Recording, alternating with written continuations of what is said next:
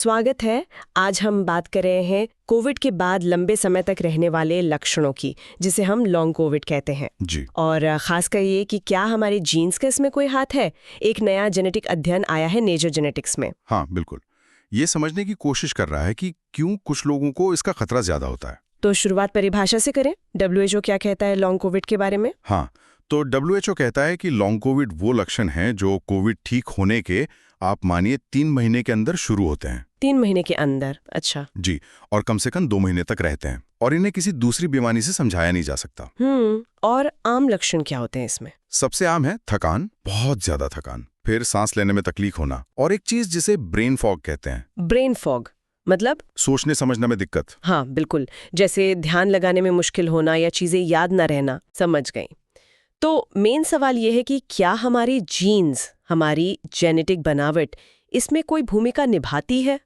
यही इस नए अध्ययन का फोकस था।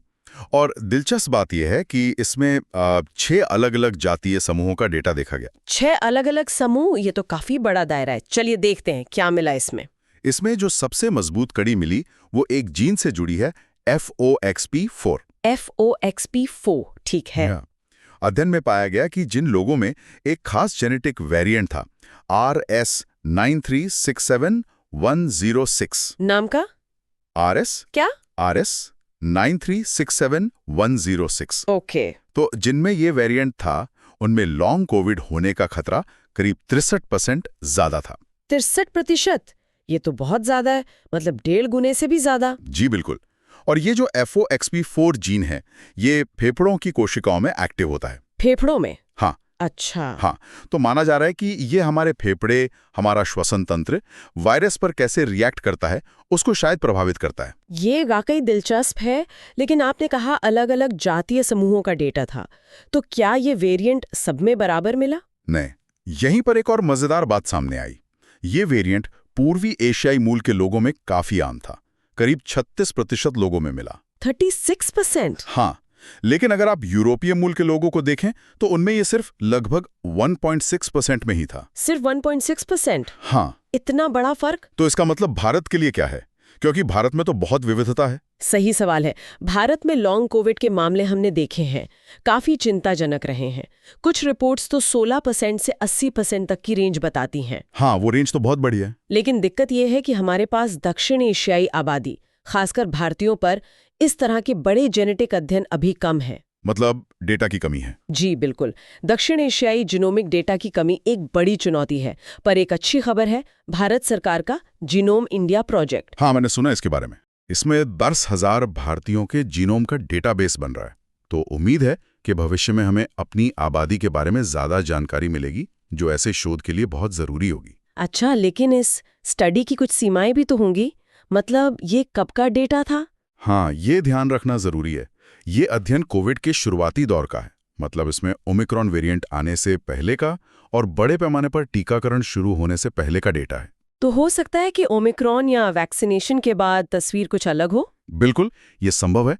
और दूसरी बात, लॉन्ग कोविड की परिभाषा भी आप देखें तो अभी भी विकसित हो रही है। समय के साथ समझ बढ़ रही है, तो उसका भी असर नतीजों की व्याख्या पर पड़ सकता है।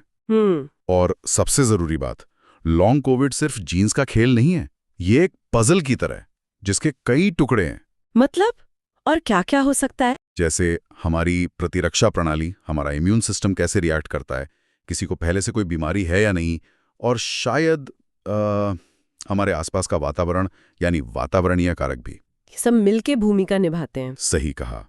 तो मतलब ये अध्ययन एक इशारा तो करता है जेनेटिक लिंक की तरफ, खासकर ये FOXP4 जीन। जी। पर ये पूरी कहानी नहीं है। बिल्कुल नहीं, ये बस एक महत्वपूर्ण टुकड़ा है उस बड़ी पहेली का। भारत जैसे विविध देश के लिए ये बहुत जरूरी है कि हम अपना खुद का स्थानीय जीनोमिक डेटाबेस बनाएं, उसे मजबूत करें, ताकि हम लॉन्ग कोविड जैसी जटिल चीजों को बेहतर समझ सके। हाँ, और फिर उसके आधार पर ज्यादा सटीक डायग्नोसिस, मतलब पहचान और टारगेटेड इलाज विकसित कर सकें। यह सिर्फ जेनेटिक्स की बात नहीं, कई चीजों को एक साथ जोड़कर देखने की बात है। और ये बात सोचने पे मजबूर करती है।